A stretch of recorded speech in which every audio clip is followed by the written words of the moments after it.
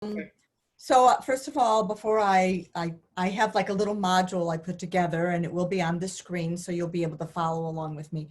I want to say that I want to thank Paul for inviting me to be here with you, and so that we could all be together during this absolutely upside down, horrible, challenging, different time. And thank you all for being here with me, and I hope that you're all in good health and feeling strong today. Okay, I'm going to put on a green screen now. So also I want to tell you, I'm not a perfect technician. So if this takes me longer, or if you end up seeing like Archie comics on the screen, then I know I'm doing something wrong. So just forgive me. Here we go. Here's the first thing. Ta-da! Let's see if I can do this right. Ta-da-da-da. Go. Ta-da! Welcome. Welcome to Jewish Texts for Life's Difficulties and Healing. All right. In other words, how in the world are we going to get through this? So yeah, there's that. Let me just adjust this. Perfect. Okay. So you're wondering how in the world did I get to giving this talk, and why am I even thinking about this and all of this? So you may have noticed, but the world looks a little bit different right now. Super different. And starting in like March, I realized that I just started feeling like I needed to start hoarding food, and I needed to be in my pajamas by 4 o'clock every afternoon.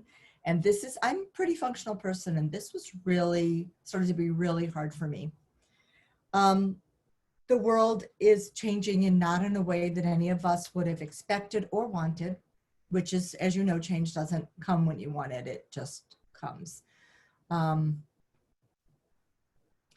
You know, in the trauma literature, you have to know that at about when you experience a loss or grief, and we've all experienced loss, it's about 3 or 4 months it takes for the shock to wear off, and because we really are in shock for a while. And if you look at kind of what started to happen for all of us in March, whether you were in denial of the process or not, we're 4.5 months into this. So the whole shock is worn off, and we're feeling grief, and we're feeling it heavy, and it's rough, you know. I'm a member of Temple Bethel. I approached Temple Bethel, and I said, look, I have this idea for this class that I want to teach.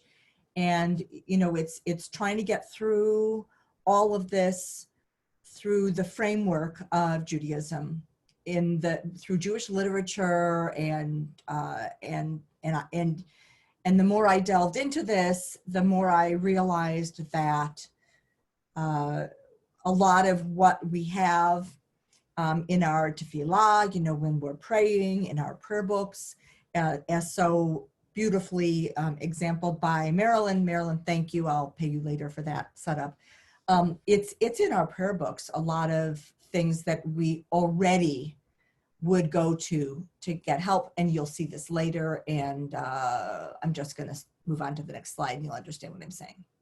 So this is it. If you're feeling a lot right now, Mazel Tov. It means that you're human. It means that you're not in denial for what's happening, that you're living it. And yeah, you're right. It's awful. It is awful.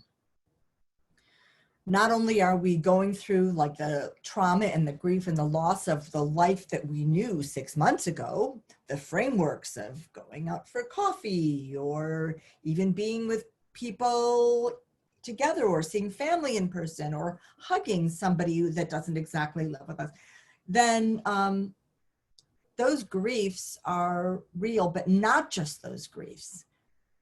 The griefs of vicarious trauma, of watching other people be harmed, watching other people, well, yeah, just watch the news, and you know that what you're feeling is vicarious trauma, and it's real. It is absolutely real. Okay, so back in early March, when I started buying extra packages of pasta and sauce, and putting on my pajamas by 4 o'clock and crying more than I wanted to. I also started hearing people mention things to me. You know, I'm maybe a little bit superstitious, and when I hear the same book mentioned to me by a number of different people, or I hear it, or I read about it on the podcast or whatever, then I think, okay, I need to buy this book. So I heard about Man's Search for Meaning by Viktor Frankl. Now, Viktor Frankl was a psychoanalyst. He was alive at the time of the Second World War. He was a young man in his early 20s and brand new married when he was sent to Auschwitz with his young wife, and never saw her again. But being the analytical mind that he was, and being a prisoner in the camps, he started to observe what was going on around him. He's a student of nature. So he's observing the way the other prisoners, how they got through, the ways that people hung on to hope of something or didn't, or when they lost hope, then they didn't do so well, or when they, or the way that they treated each other. He made a lot of observations. He wrote about it in this book. So I found the book. I started reading it. And I'm reading a story, one of his little vignettes. I'm reading a story of a man who used to come into the prisoner barracks every night after a long day of work in the camps. And he was very thin, just like all of them were, and exhausted from undernourishment and overwork and, you know, broken spirit. And he would walk in every night with his little piece of bread, and he would say to each person on each bunk, "How was your day? How are you doing today?" And it occurred to me personally, that that's how I wanted to spend this time. I wanted to be that guy in the barracks, the guy who comes in at the end of every day and says, "Do you want a little piece of my little piece of bread? And how was your day? And you want to talk about it." I just realized that I wanted to be that guy. So I talked to the powers that be at Temple Bethel, the education people and the clergy, and we started a class. So we just finished the first the 8-week module of the class, Jewish text for, trauma and healing. And we talked about, vicarious trauma and how we get through. Now, let's talk about the first part of this. So here's the next slide. This guy, I know you've heard about him, Rabbi Nachman of Bratslav. Also written Breslov, depending on which branch of Judaism you are part of. It's written differently, but this is the same guy.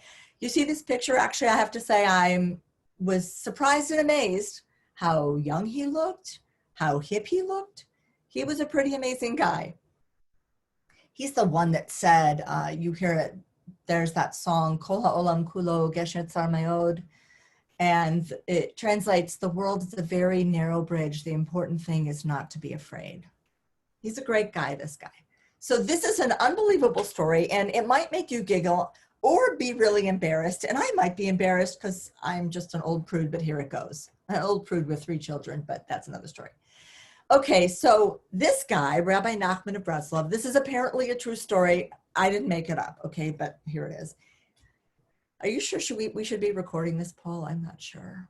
Yes. Okay, here's the story. So this man, Rabbi Nachman, so he noticed, being I would say, healthy, young adult male, was having nocturnal emissions, which is, a normal thing, I hear. And he felt really bad about it because he had been raised his whole life, you shouldn't spill seed, you shouldn't spill seed. And he was gripped with grief. And he was thinking, what am I going to do? Because I have no control over this. It's driving me crazy. I'm sinning. It's a terrible thing. I mean, I'm thinking it's possible that maybe a little antidepressant could have helped him, but this is what we got, okay?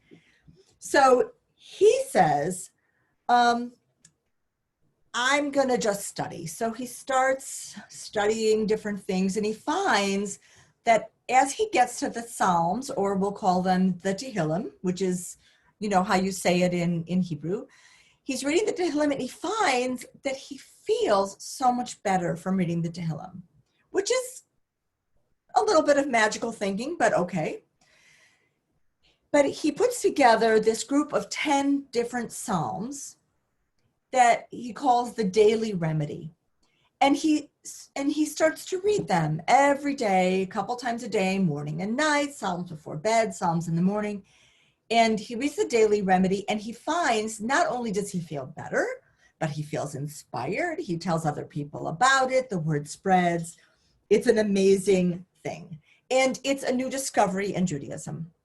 An amazing new discovery in modern Judaism. And I'm saying modern like in the last 500 years.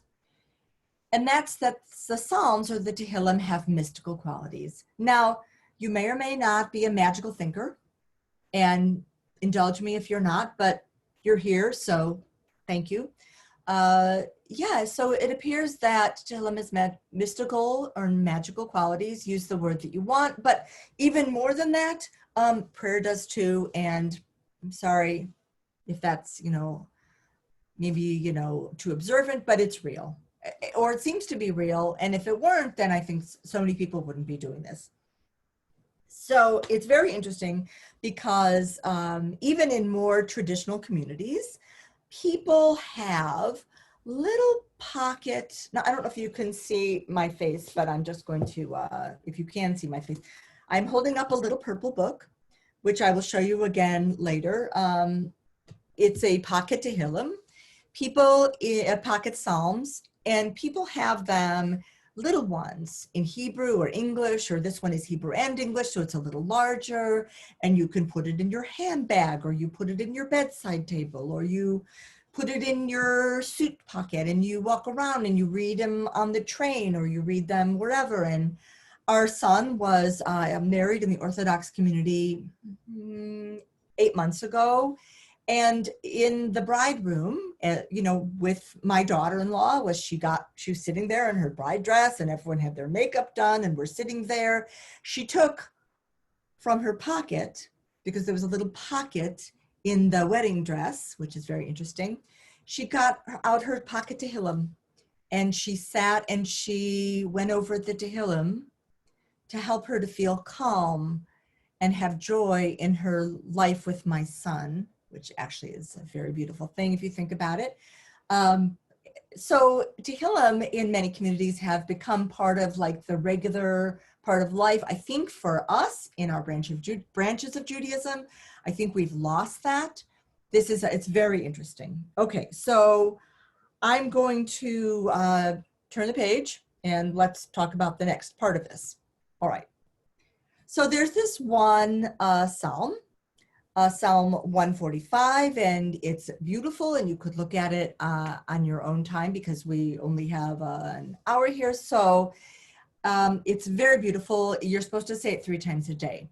Here's the thing about it, okay? I had this discussion with our cantor Jacob Namey, and he was telling me this beautiful thing that he learned. You know how, like, we have a Shabbat song, Mizmor Shir Liyom HaShabbat, and many of the Psalms themselves begin Mizmor LeDavid. Okay, so we're going to do a little Hebrew here, and I know there are people on this call that know Hebrew better than I do, and if I make a mistake, please forgive me. Here it is. So the word Zmir is the root of it, the shoresh, has to do with singing. Not just singing, but also, it's so beautiful. Here's the thing that my cantor taught me, also cutting. What? That's crazy. So this word, Mizmor Shir, let's look at it. Mizmor is like from the singing, Shir is song, okay? You hear this a lot, Mizmor LeDavid, from the singing of David, okay? Because those were the Psalms that apparently King David wrote. So this word Zmir, okay, so beautiful. It means singing, cutting. Why Why would it have two meanings, I ask you? Singing and cutting? What would that be about? Well, here is the beautiful drash about this. So when you sing, when you chant, you are cutting the cutting, you're cutting away the husks from your heart. The things that make us hard or keep us from being vulnerable or keep us from being in contact with each other, like the hard parts, that singing cuts that away. I think that's a really, really beautiful image myself. I wish I was looking at your faces right now. I'm sorry I'm not able to because I would really like to. So if you think about it, and as we sing together by ourselves in chanting and prayer, we make ourselves more vulnerable to God, more vulnerable to each other. We make our hearts more open. And I believe that this is one way to get through this. We were in my class that I was teaching a few weeks ago. We were studying Psalm 56, which is a psalm that is about, it's the one that you sing when you feel imprisoned, when you feel like you're locked in, which was actually a perfect thing for quarantine, right? So we were studying this, and it was really interesting because in the psalm it says, in David, who was in prison at the time, he was in prison. It says that even in times, wait, I have it right here. Even in times of distress, David never hung up his harp on a tree. Let's unpack that for a second. Even in times of distress, he didn't stop singing. He didn't hang his harp on the tree because it was the singing that got him through. That's very interesting. Okay. Here's a fun one. The verse that I sent out, the psalm that I sent out, Psalm 119. We're going to play a little bit of a game. And I don't know how to do this. How should we do this? Should we do stop share for a second so we can see each other? Yeah, maybe we'll do that. Stop share. Now we can see each other for a second. Hi there. Oh, hi. Hi, Lorna. Okay. So if you have the document that I sent, or if you have a Tehillim or a Psalm book with you, here's the little one I was talking about that I have, that the people in my class also have, the little purple one.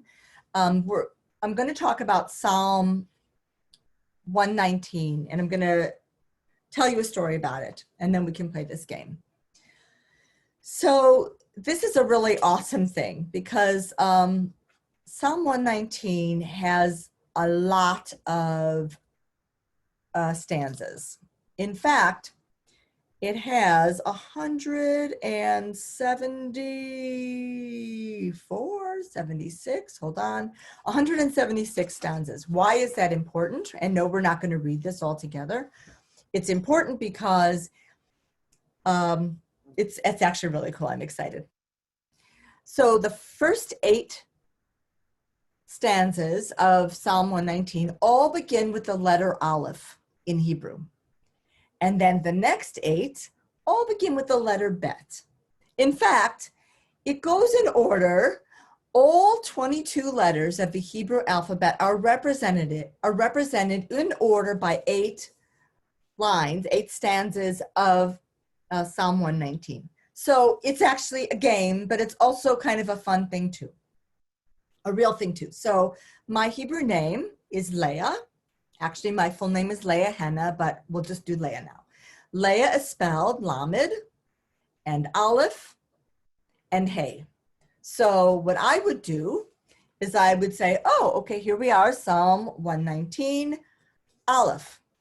So I would read as part of my personal, from my soul, because, you know, gematria is a thing in Judaism. Sometimes it's the same magical thinking, but, you know, it could work. So who am I to, I'm not going to criticize. Okay, so it's because it's fun. Aleph, 1 through 8, if you're like Aharon or something like that. For me, Lamed, I would start with Lamed. So I would find Lamed, and the first 89 through 96 are Lamed. So this would be mine that I would read. And then it would be Aleph for me, and then it would be Hey. For my name, for Leah, it would be 24 stanzas that I would read in succession twice a day, for especially addressing my soul, my heart. Okay, now let's talk about this. What is the magic of the Psalms? Is it what they mean? Sure, we could go through and we could analyze. And for instance, I think it's a very beautiful thing that every time in the Psalm it talks about the setting of the sun, it actually refers to the mixing of the colors in a sunset. We absolutely could analyze this. And me as an artist, oh, I didn't tell you that. I didn't tell you anything about myself. Well, I'll tell you in a few minutes. As an artist, it especially excites me that the setting of the sun has to do with the mixing of the colors, and that we should be thinking about the mixing of the colors at the end of the day every time in a psalm that you read about the setting of the sun. So beautiful. Every time you read about the sea, or he talks about the sea, it's actually a reference to how God took us out of the Red Sea and saved us on dry land when the waters split. And that's a reference to deliverance from the sea. It's beautiful, right? And a lot of times, if you read the Psalms, they sound like this. And it's not very comforting for a time like this. If you just say, okay, and the Hasmoneans attacked us, and there was blood everywhere, and I lost my hands and feet, but God saved me, and I love Torah. Well, I mean, although that's lovely, that doesn't make me feel better. But here's the thing. The magic, the mystical quality of the psalm is not the words themselves. Although, like I said, we could analyze them literally. It's the chanting of them in English or Hebrew. It's the reading. It's so that he might keep his statutes and observe his laws. He gave them the lands of nations. They took possession of what other people had told for. Mizmor Shir LeYom HaShabbat. You know, just like Mizmor Shir LaDavid, like the words, the incantation of it. Just like when you're chanting Torah, it's the chanting of it. It's the incantation that is the magic. And okay, it's magical thinking, like I said, but these are things that can help. It really can help. All right, now I'm going to do a share screen where I'm going to pull up this Psalm 119, the acrostic. And if you want me to help you find your stanzas for your name, then we can play this game for a few minutes. We have a little time to do this. So I'm going to do the share screen again. This time I'm going to pull up something else. Where is it? Psalm 119, share. Here we go. Oh, it worked. Yay. Everyone can see this? Nod your head. Somebody, Paul, nod your head so I can see. Because I can see your face. Okay, good. All right. So if you'd like me to help you find the right combination for your name, then you can unmute yourself and tell me your name, and let's spend a few minutes playing this game. Just a minute. Can you move it over to whatever, my left, your right? So I know it's a weird thing. Do you see at the very top there, you can probably see on the right-hand side a bunch of faces. Is that correct? Yes, and it's okay, and it's blocking ends of them. At the very top, if you put your cursor in the top box, you'll see on the left, there's a little line, and then you'll see a single box. If you click on either the line or the single box, then it will make the line of faces only one face. And then you'll be able to see the whole screen of the psalm. What? What little box? Okay. Leslie? Yeah. You might be able to drag the little, I think on your screen you should just see yourself in the little box. How about this? No, it's a little line. Can you drag yourself over to the left-hand side? Yeah, but I'm getting it. I have everybody else too. Well, I just dragged this over to the left, so it should be better now. Yeah. Is that helpful? Okay. Yeah. Is there anybody that wants to give me their name, and let's find their specific psalm? I do.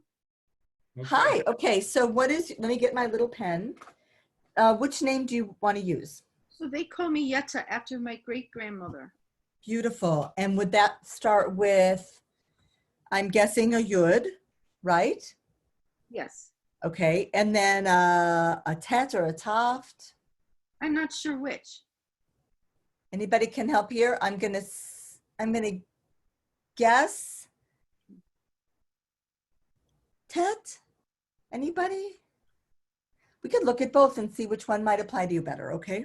But let's look. And then because it ends in an then hey would be the last. So that would be 3.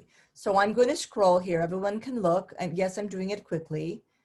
So I'm going to find us here. Hey, tet, yud, yud. Okay, here they're calling it ayod. I don't know why. Okay, this is just the translation. Do you see number 73? Do you see where my cursor is? Yes, and I have By- it with me too. Oh, okay, great. So number 73. Thy Uh-huh. hands have made me and fashioned me, given me understanding. I may learn thy commandments. They that fear thee shall see me and be glad, because I have hope in thy word. I know, O Lord, that thy judgments are righteous, and in faithfulness thou hast afflicted me. Let I pray thee, thy loving kindness be ready to comfort me, according to thy promise and thy servant. Let thy tender mercies come unto me. This is beautiful. Let the proud be put to shame, for they've disported my cause with falsehood. I will meditate on thy precepts. Let those that fear thee return unto me, that they know my testimonies. So I'm just saying, let my heart be undivided in thy statutes, in order that I be not be put to shame. So I would just like read this, and I would guess about you that truth is really important to you.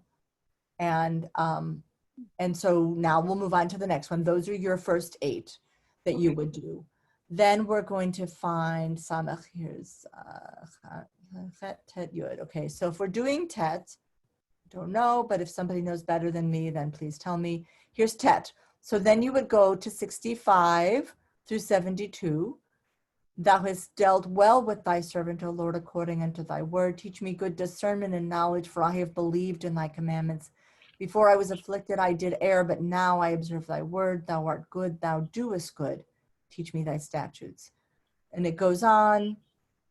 Okay, till the end of 72, and then we would go to hey. So let me think. Okay, yud. Hey. Nope, that's chet. Oh, I wrote it back. I wrote it. I was writing in Hebrew. I got lost for a second. It's okay. Yeah.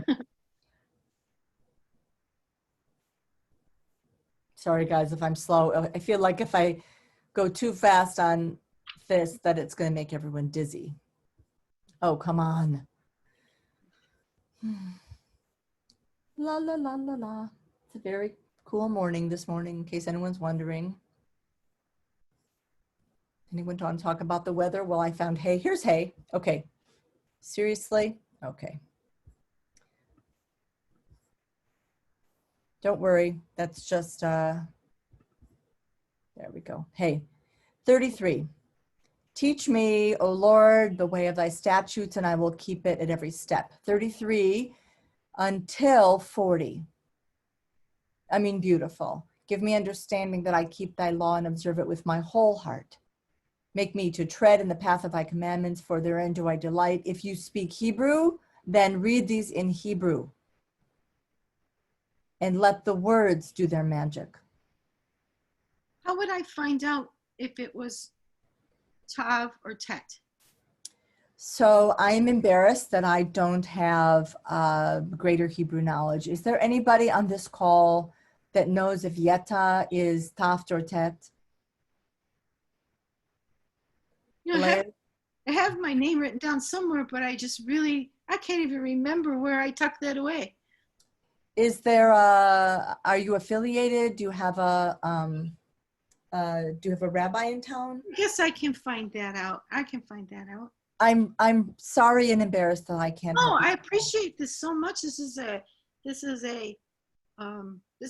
gift. In the meantime, if I were you, I would use Tet and Taft because I would say better to do too much than not the right. So Do you have a minute to help me figure out the numbers for Tav? Or is that Yeah, too? let's do it. Absolutely. It's at the end. It's right here. And I'm sorry if I'm making you dizzy, everybody. 169 through 176. Let my cry come near before thee, O Lord. Give me understanding according to my word. Let my supplication come before thee. Deliver me unto according to thy word. Going on to 76, which is, I have gone astray like a lost sheep. Seek thy servant, for I have not forgotten thy commandments. So Leslie, when you play this game, does it get a little emotional sometimes? Oh, yeah. Yeah, okay. When we went through this in my class, and I know the people in my class a little better than I know the people in this group, and for this I apologize that I just met you, then it was sometimes really interesting because it spoke of people's personalities in some ways, and sometimes like what they don't necessarily want to share. I mean, I can't say our hearts are just what they are, and the times are what they are. If we have time for one more, is there anybody else that would like to do this? Otherwise, we could, you have this this psalm in your email box, in the email that Paul sent out, so you could do this on your own as well. Is there another person that wants to do this in the group right now? No? Yes? No? Anybody? Okay. I can't. Is there another person? You might just remind people if you're muted, you might have to unmute. You have to Anybody unmute wants- because I can't see you guys. Yeah, or we could, yeah. My Hebrew name is Ditsa, and Dalid. Dalid Yud Sadik Hey. I'm sorry. that- Ditsa, Dalid Yud Sadi Hey. Sadik Hey. Okay. Dalid Yud Sadik Hey. And it's my understanding that the word means joy. It's Can you- beautiful. Joy. That's And beautiful. I'm wondering if you have heard of that name and you know anything about that. I think it's beautiful. I don't know a lot about it, but I would like to share with you the Tehillim for your name, if that's okay. I've already gotten us to Dalid, and it's kind of beautiful. My soul cleaveth, it starts at 25, Frida. My soul cleaveth into the dust, quicken thou me according to thy word. And this is only this one translation, I have to tell you. I like this translation better in my little purple book, but here it is, the one on the screen. And there are many others. Or if you know the Hebrew, you can read this one. I told of my ways, and thou didst answer me. Teach me thy statutes. Make me understand the way of thy precepts, that I may talk of thy wondrous works. My soul melteth away for heaviness. Sustain me according to thy word. Remove from me the way of falsehood, and grant me thy law graciously. I have chosen the way of faithfulness. Thine ordinance I have set before me. I cleave unto thy testimonies. O Lord, put me not to shame. I will run the way of thy commandments, for thou dost enlarge my heart. Frida, this is gorgeous. Okay, now we move on to Yud. Vav Zayin Chet Tet Yud. Here we go. Look at this. Ayud. What kind of crazy thing? Ayud. Thy hands have made me and fashioned me. Give me understanding that I might learn thy commandments. It continues 73 unto 80. Let my heart be undivided in thy statutes, in order that I may not be put to shame. Now we move on to Tzadi. Chaf Lamed Chet Ten Yud. Tzadi. Samech Ein Pei Tzadi. 137. Righteous art thou, O Lord, and upright are thy judgments. Thou hast commanded thy testimonies in righteousness and exceeding faithfulness. My zeal hath undone me, because mine adversaries have forgotten thy words. Thy word is tried to the uttermost, and thy servant loveth it. I am small and despised, yet I have not forgotten thy precepts. Thy righteousness is an everlasting righteousness, and thy law is truth. Trouble and anguish have overtaken me, yet thy commandments are my delight. Thy testimonies are righteous forever. Give me understanding, and I shall live. And then we go back to Hey, which is here. That's Chet, not Hey. Here, 33. Teach me, O Lord, the way of thy statutes, and I will keep it at every step. Give me understanding that I keep thy law and observe it with my whole heart. Incline my heart into thy testimonies, turn mine eyes away from beholding vanity, and quicken me in thy ways. And then it ends with, behold, I have longed after thy precepts, quicken me in thy righteousness. These are beautiful. If you can, or if you're able to put together the psalm for your name, your personal psalm, then it does help to read it out loud quietly at least once a day. It's very helpful.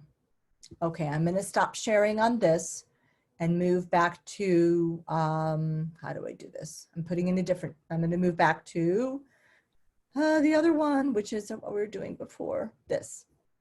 Share. Great. Okay, so Psalm 119 is the acrostic for your name.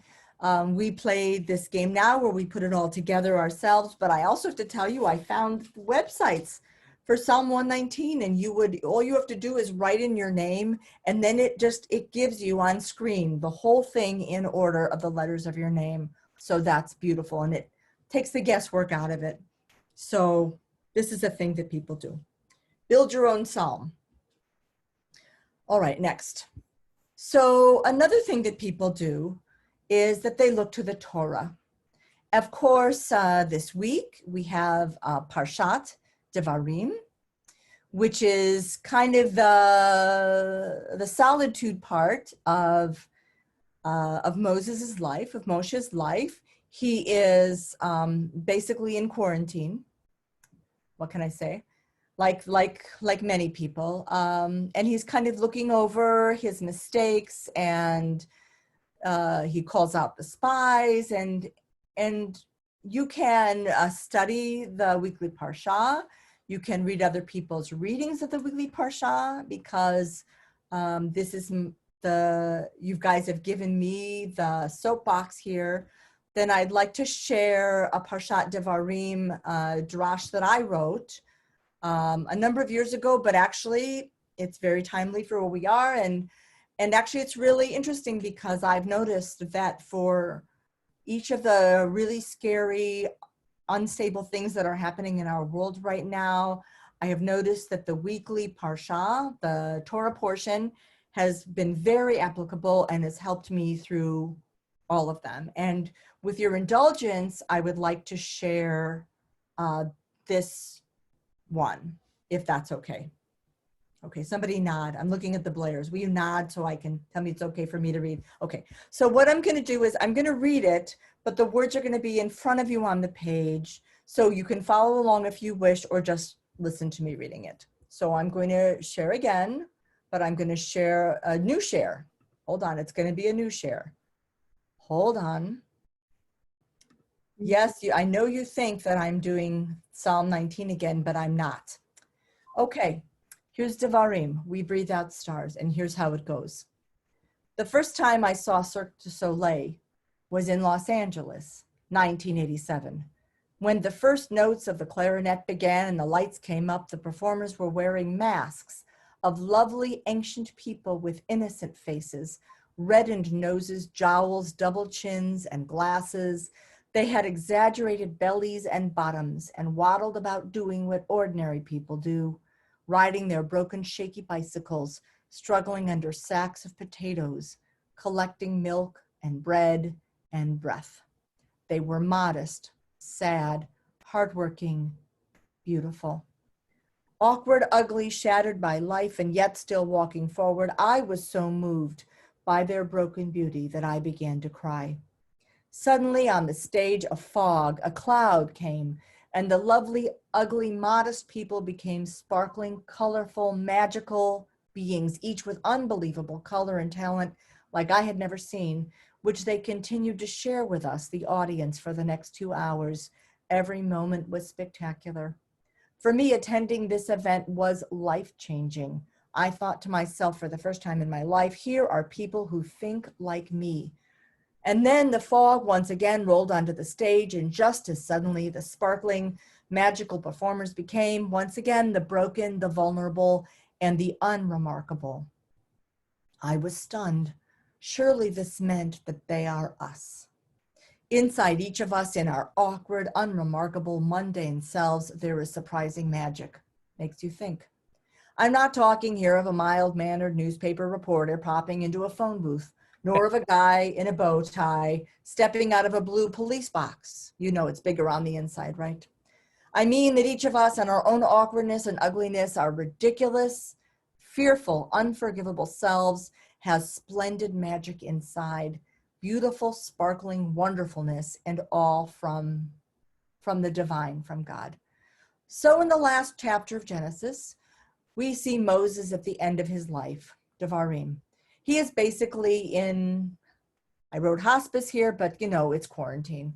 He begins this chapter by admonishing the Israelites over 3 major incidents in which they did not exactly behave up to their potential. He recalls the time he sent out spies to look at the land of Canaan, their fears of taking new lands, their lack of courage in conflict, all areas in which the Israelites fell short, their lack of trust and courage and belief. I could guess that Moshe, was feeling his own shame and awkwardness over not being able to enter the land of Canaan because of the striking of the rock at Meribah. He too was vulnerable. Moses was a boy in a basket floating in the Nile, waiting to be scooped up by a princess, brought to life, and then a mistake. He was all anger, impulsivity, exiled from his home, a broken young man with tattered sandals, trudging through sand, looking down, ashamed. And then he looks up and sees a bush of flame. Suddenly his soul is aflame, his eyes are shining. It was as though he jumped into a phone booth or stepped into a TARDIS, and he was transformed. Moses breathed in God, and he breathed out stars. The nation of Israel followed those shining eyes out of Egypt. God provided a pillar of fire to keep their souls aflame at night and when times are dark, and a fog to protect their modest, vulnerable awkwardness as they transformed into their magical selves to keep them cover from a world which would just not understand.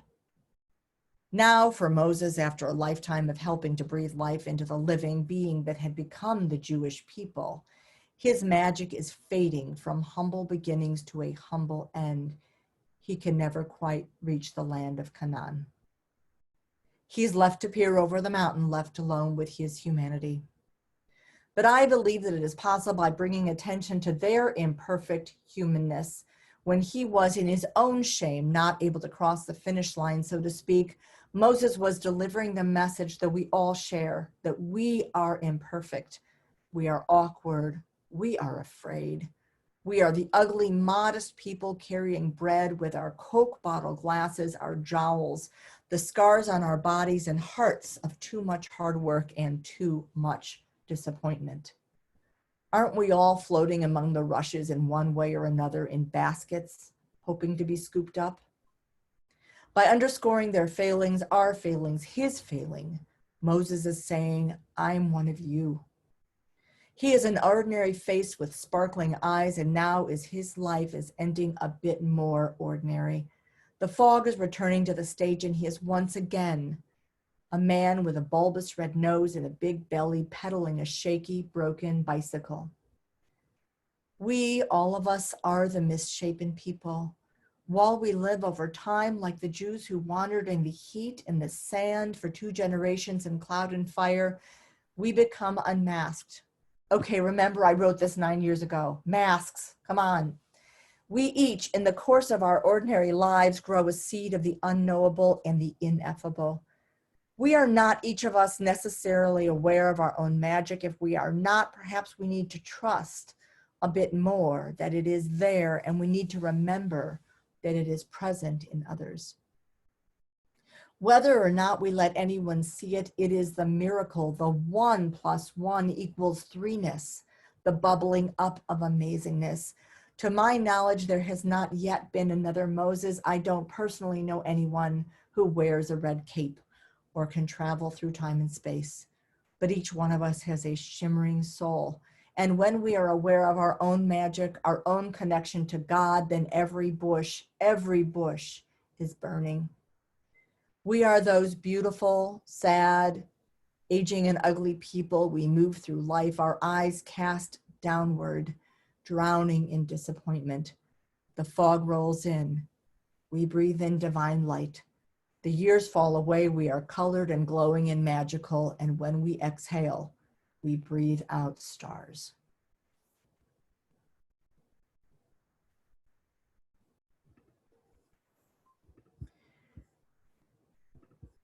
So this painting, by the way, is every bush is burning. Because when you're feeling connected to God, then every bush is burning. And I have to say that, you know, Devarim, it means words in Hebrew, but it also means wilderness, you know, and there are people that have pointed out right now, all of us, we're in the wilderness. I hope it won't be 40 years, but we are definitely wandering in the wilderness, not knowing what's going to happen next. And I hope for all of us that we'll be able to see when we see the burning bush. All right. So we have Psalms that can help us, Tehillim, and the weekly parsha can help us. And now I'm going to tell you another thing that we can do to get through. So part of the everyday prayers, the getting through every day that we do in Judaism is called Musar. Musar is the everyday prayers. There is this idea of Hidlamdut. Now here's a little bit more Hebrew.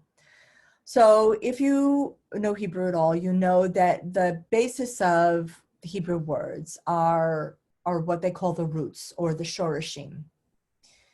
And there is a root that is the letter lamed, and is the letter mem, and then is the letter daled.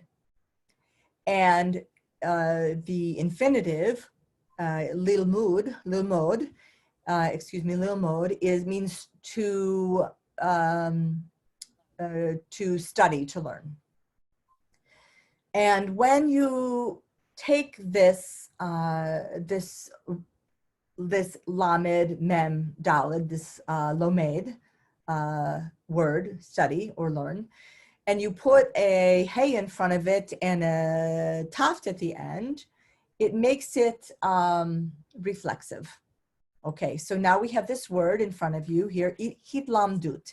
It's the same shorish, it means to study or learn, okay, but it's now reflexive.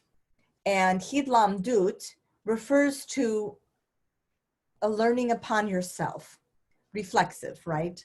So it means, it refers to opening up yourself to learning, putting yourself in the state of mind while you're vulnerable and you're open to whatever comes at you. So we talked earlier about how the word zmir refers to singing and cutting, and how singing or chanting cuts away the husks from our hearts and makes us more vulnerable and more open. It's hidlamdut, opening ourselves up, is what it does. And it's like an internal inquiry that you're doing to yourself. Am I open? Am I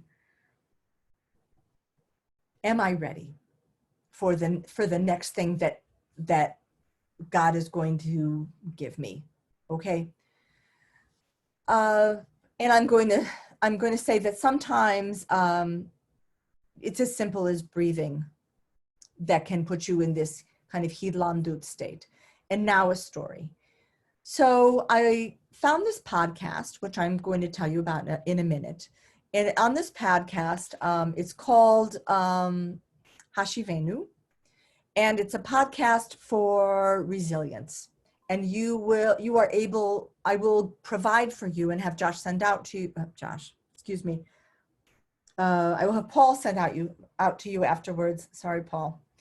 The links so you can access this. But there is this podcast, Hashivenu. And podcast, if you're not familiar with the whole podcast movement, it's basically radio shows. It is radio shows that you can listen to at will. So Rabbi Deborah Waxman from the Reconstructionist movement has put together this podcast. She's been running already 4 or 5 years. Podcast is about resilience.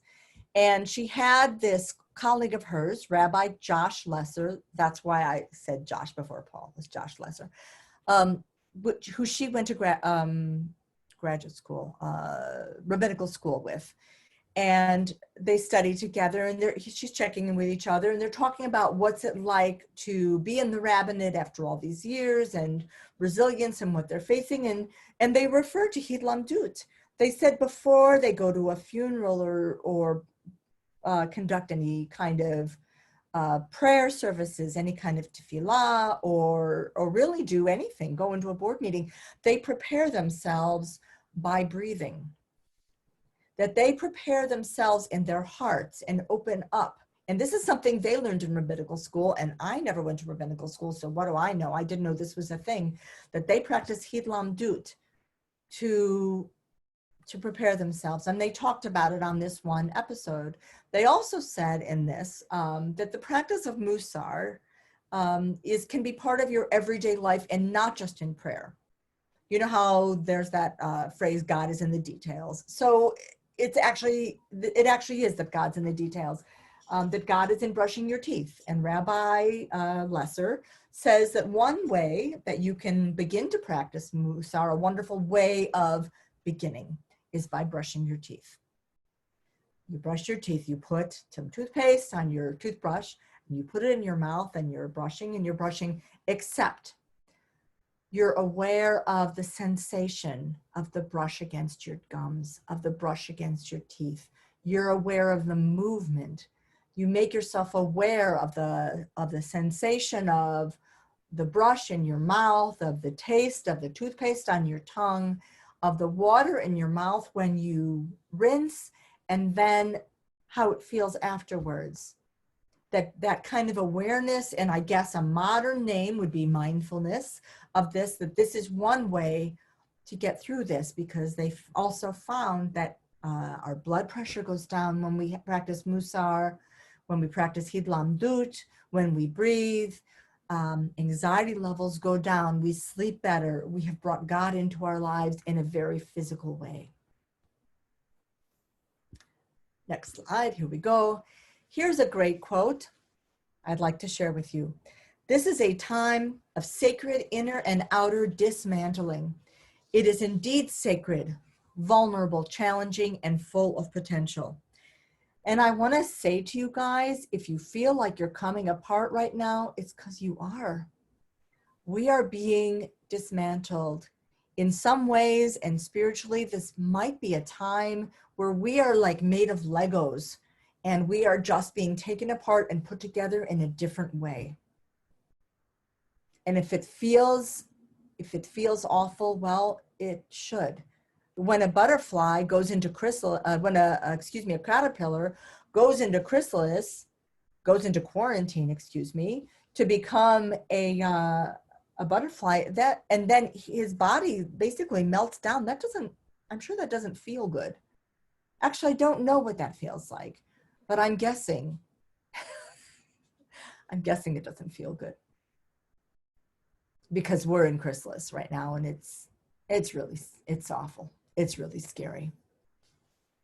Okay, so next, how do we get through? In summary, we'll breathe, make a cup of coffee or tea, Hidlamdut, taste it, feel how it feels in your mouth, swallow it, the warmth feels good. Try to have some sort of schedule for yourself, even if it's I'm up at 6 or 7, and then I have my coffee or tea, and at some point I get dressed, but it's at a certain time, and I call friend or family member at 11 or 1 or 2, and I lay down at 3, and I'm in my pajamas at 4. No, I'm not always in my pajamas at 4 anymore, but yeah, some days I really am. Yeah, even just putting together the silliest kind of activities into a schedule, it helps. Next thing, Tehillim. Yeah, take some Psalms, do the Psalm of your name every day. It has a magical quality. If it didn't work, so many people wouldn't be doing it, but somehow in our more modern branches of Judaism, we lost this and we need it. Next, call the people you love. Tell them that you love them. Why the hell not? And if you're my mom, 4 times a day works, or me. Okay. Do what you're called to do. What are you good at? Are you good with connecting with people? Connect. Are you good at reading and integrating information? Do that. Are you good at reaching out and helping? Are you that guy in the bunker who shares his little piece of bread and says, how was your day? How are you doing? Then do that. Breathe in the divine and breathe out stars. Rabbi Josh Lesser, from this podcast I was telling you about, the one who was talking about Hidlamdut, he says, joy is an act of resistance. And I have to tell you, after studying and teaching my class and, making it through 4.5 months of this, I don't know how soon it's going to be when we can be back to a different world. I'm going to say joy is an act of resilience. I think that, I think it's one way we're going to try to have to get through. Because really our goal is just to get through. You've just got to get through this. This is what the Mishaberach looks like, written out. It's the prayer that we say when the Torah is open. It's the prayer that we chant or we sing or we say to pray for other people's health or sanity or stability or courage or resilience. And I'm going to say that I'm kind of daring us to pray for each other. And you can unmute yourself and we can be that amazing, lovely cacophony of,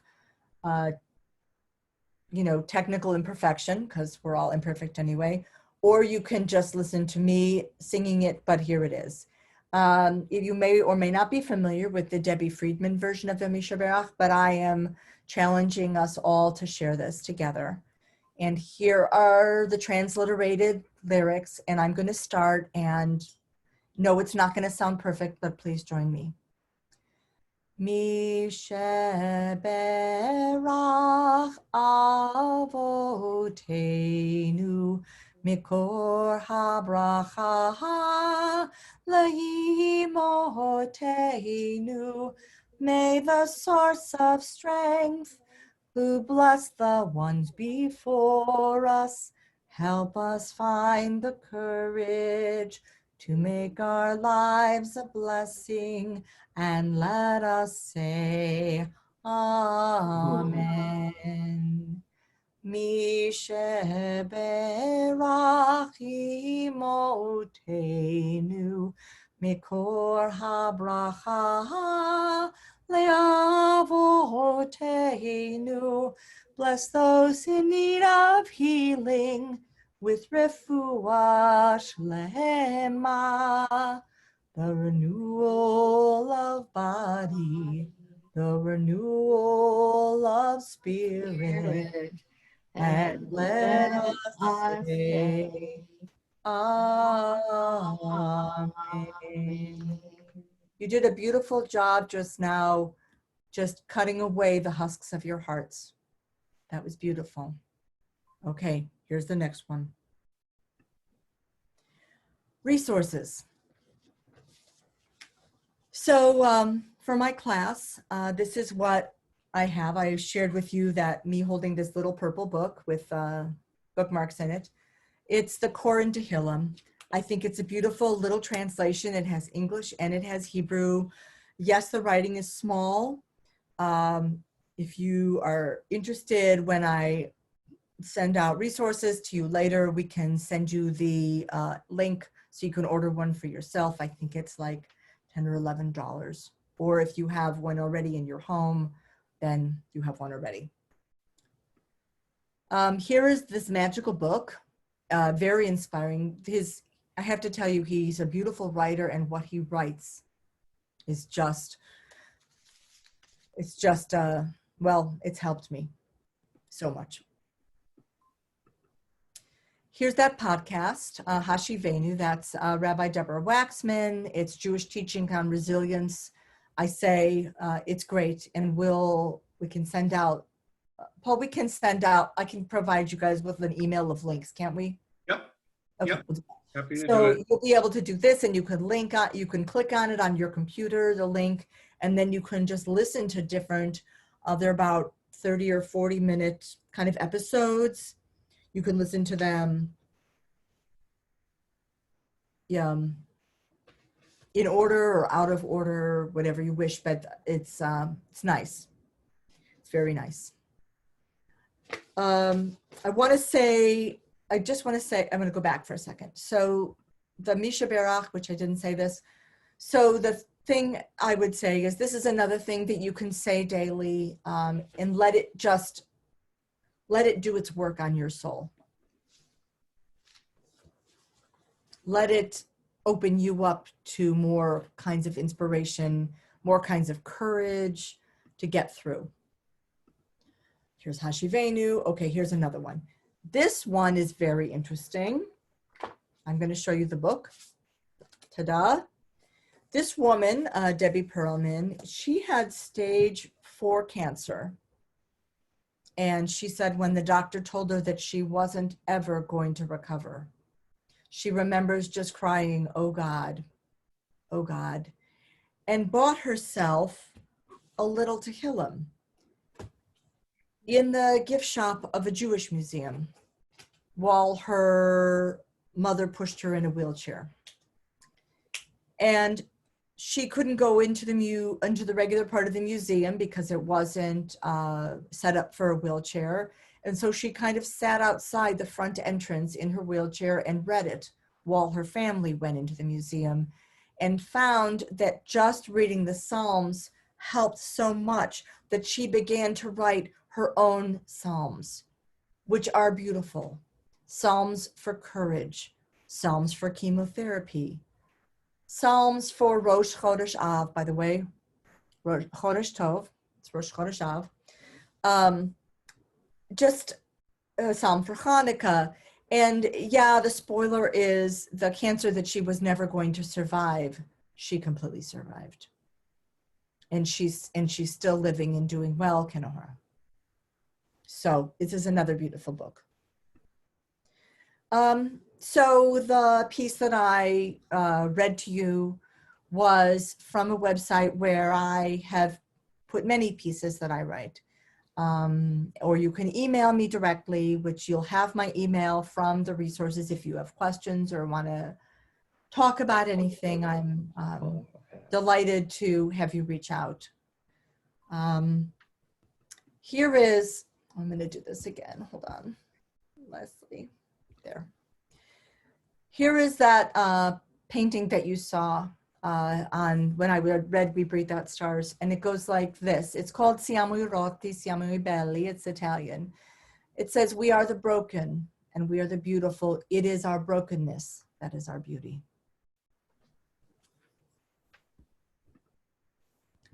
So that is all the sharing that I have for this morning.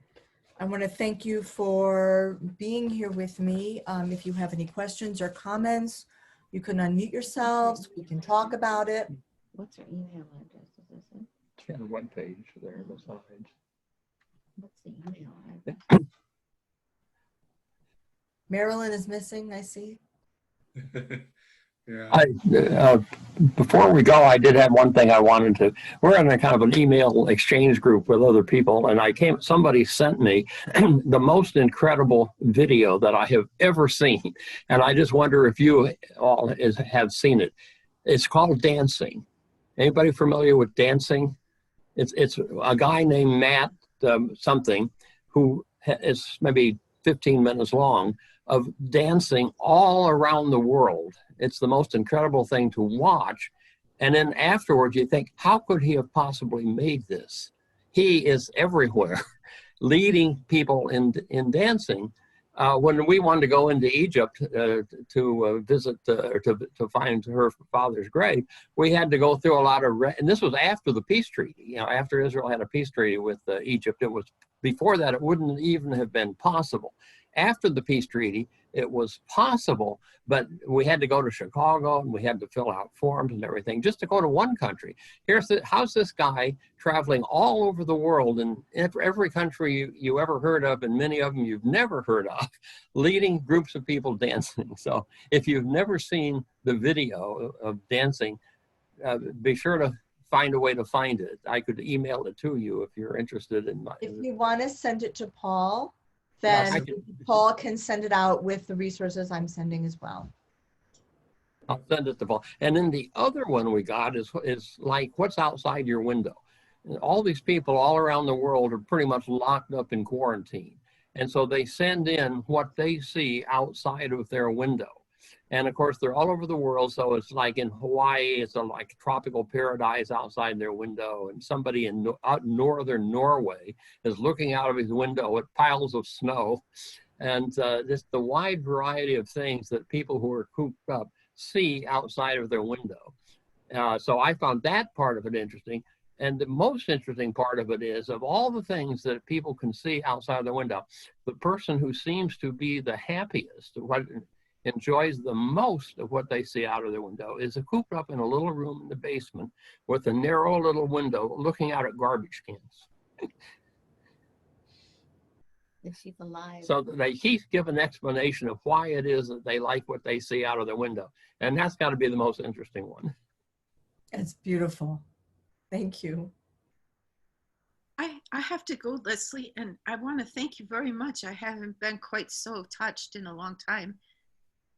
Like I quite can't, of my heart. I cannot thank you enough for joining us, Joni. It doesn't always feel good to have those husks cut away, but I just wish you a peaceful and safe time during this. I wish the same for you and everybody else who is here. Thank you very much. Thanks. Thank you. Wonderful. Mhm. Thank you, Leslie. So Thank you. Leslie, when was the first time you did your name in the Tehillim? When was the first time? Yeah, When I was preparing for my class like 2 months ago.